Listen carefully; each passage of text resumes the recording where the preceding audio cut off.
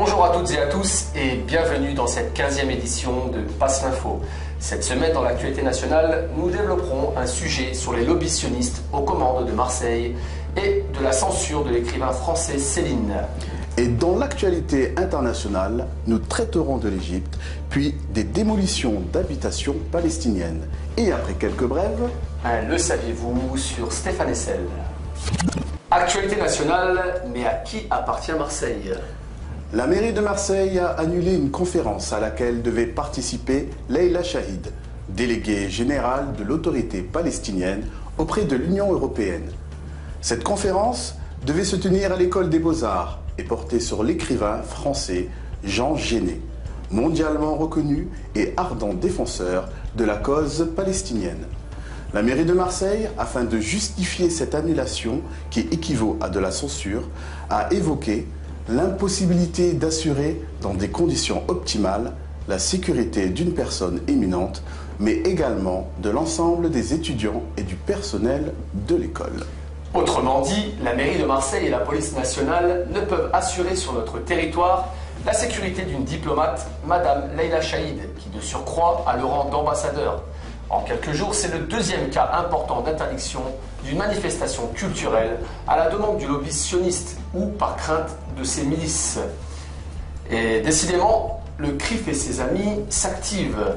Serge Klarsfeld, le célèbre chasseur de nazis, dont le plus jeune a aujourd'hui plus de 90 ans, a exigé, et bien entendu obtenu, que le célèbre écrivain français Louis-Ferdinand Céline, décédé en 1961, soit rayé de la liste des célébrations nationales en 2011.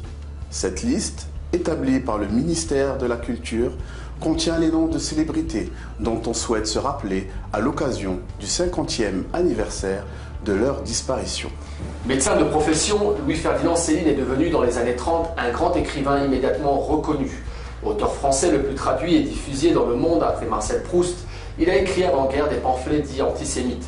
Son attitude pendant la Seconde Guerre mondiale et son départ en Allemagne en 1944 lui ont valu des poursuites ainsi qu'une condamnation bénigne vers 1950.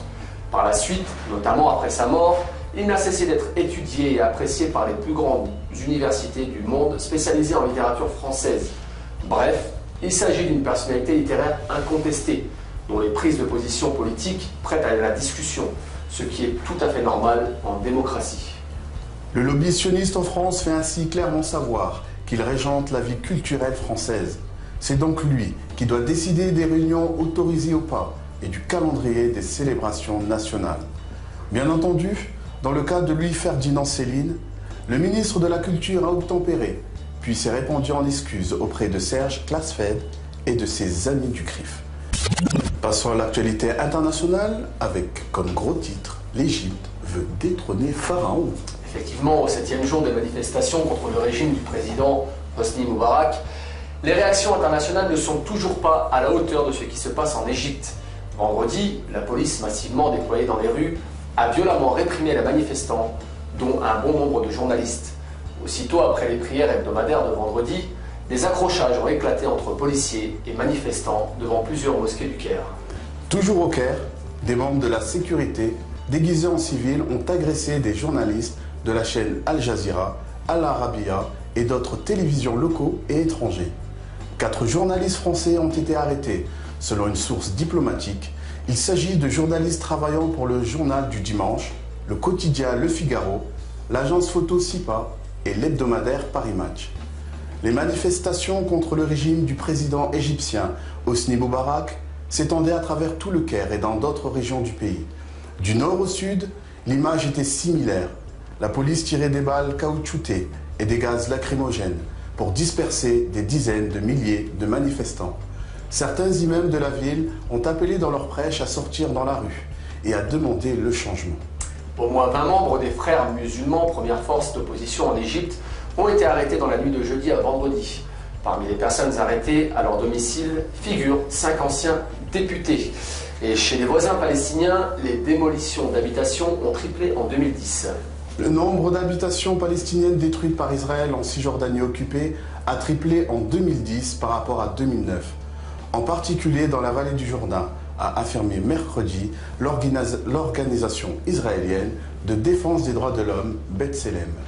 Selon ses statistiques annuelles compilées par l'ONG, l'administration militaire israélienne a détruit 86 habitations.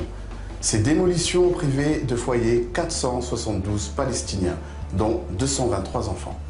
Le Bureau de coordination des affaires humanitaires de l'ONU fait état dans son dernier rapport de données très proches, alors que les membres de l'ONU ne s'en indignent même pas. On enchaîne avec quelques brèves. L'UMP dépose une loi pour supprimer le statut de la fonction publique à 80% des personnels. Après les déclarations de M. Jacob et M. Copé sur la volonté de supprimer la garantie de l'emploi dans la fonction publique, l'UMP met ses menaces à exécution en déposant une proposition de loi voulant réduire à la portion congrue les bénéficiaires du statut de fonctionnaire.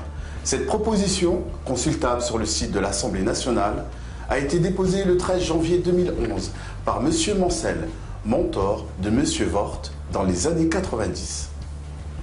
Israël appréhende les opérations de délégitimation. Beaucoup d'artistes et de personnalités sont en désaccord avec la politique d'Israël depuis ces derniers mois. Les Israéliens craignent que les réseaux sociaux utilisés par les pro-palestiniens et consultés par des millions d'internautes soient des instruments de pression redoutables susceptibles de convaincre les artistes de ne pas se rendre en Israël pour délégitimer l'entité sioniste. L'État israélien blanchit. Le rapport de la commission d'enquête israélienne chargée d'analyser les aspects juridiques de l'attaque sur une flottille humanitaire au large de Gaza en mai 2010 devrait blanchir l'État sioniste, annonce dimanche dernier les médias israéliens. Et maintenant, revenons en Europe avec des vacances chez Adolf Hitler. Effectivement, des écrivains et des historiens britanniques ont décidé d'organiser un voyage au tarif plutôt élevé et au planning original sur l'idéologie hitlérienne, ainsi que la visite de monuments nazis. Les organisateurs ont assuré qu'ils contrôleront qu'il n'y ait pas de néo-nazis chez les candidats. Et comme à son habitude, une brève un peu insolite, avec le fisc et les maléfices en Roumanie. Les sorcières roumaines sont en colère et ont lancé un sortilège au gouvernement en jetant de la mandragore dans le Danube. En effet, l'exercice de la sorcellerie depuis le 1er janvier 2011 est considéré comme une profession libérale. Les jeteuses de sorts doivent payer des impôts pour leur activité. Stéphane Hessel, persona non grata à l'ENS. Un colloque-débat qui devait se tenir le mercredi 12 janvier 2011 à la prestigieuse École normale supérieure de la rue d'ULM à Paris a été annulé par sa directrice, Madame Canto Sperber. L'annulation a été demandée par le CRIF, que certains appellent le Conseil représentatif d'Israël en France, et d'autres organisations sionistes. La raison de cette annulation est que ce colloque-débat voulait apporter son soutien à M. Stéphane Hessel. Le CRIF et ses acolytes ont rapidement réagi auprès de Valérie Pécresse, ministre de l'Enseignement supérieur et de la Recherche, et auprès du rectorat de Paris afin d'interdire ce colloque. Bien sûr, ceci leur a été immédiatement accordé. Né à Berlin en 1917, Stéphane Hessel a été naturalisé français après de brillantes études universitaires à Paris. Il fut combattant de la France libre pendant la Seconde Guerre mondiale et déporté au camp de concentration de Buchenwald. Après la guerre, il poursuit une carrière de diplomate et de militant au service des causes humanitaires et émancipatrices. Cela devait nécessairement le conduire à se solidariser avec le peuple palestinien qui subit depuis plus de 60 ans l'occupation.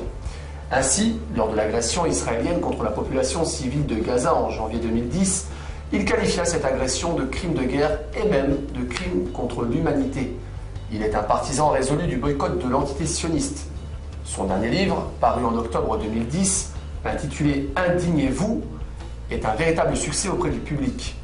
Dans cet ouvrage, Stéphane Hessel nous explique que la situation en Palestine est sa principale indignation dans le monde. On comprend ainsi qu'une telle personnalité gêne les sionistes et leurs amis. Cette annulation est très grave, car elle prouve que le vrai ministère des universités est le CRIF. Mais cela montre également que personne, quel que soit son passé et sa notoriété, n'est à l'abri de la censure sioniste à Paris. Le parti antisioniste est solidaire de M. Stéphane Hessel et de tous ceux qui le soutiennent. Il demande que les intellectuels français se battent pour reconquérir cette liberté d'expression et de réunion qui leur est aujourd'hui confisquée. Merci de nous avoir suivis pour cette émission de Passe l'Info. À la semaine prochaine. Et surtout, n'oubliez pas, passez l'info.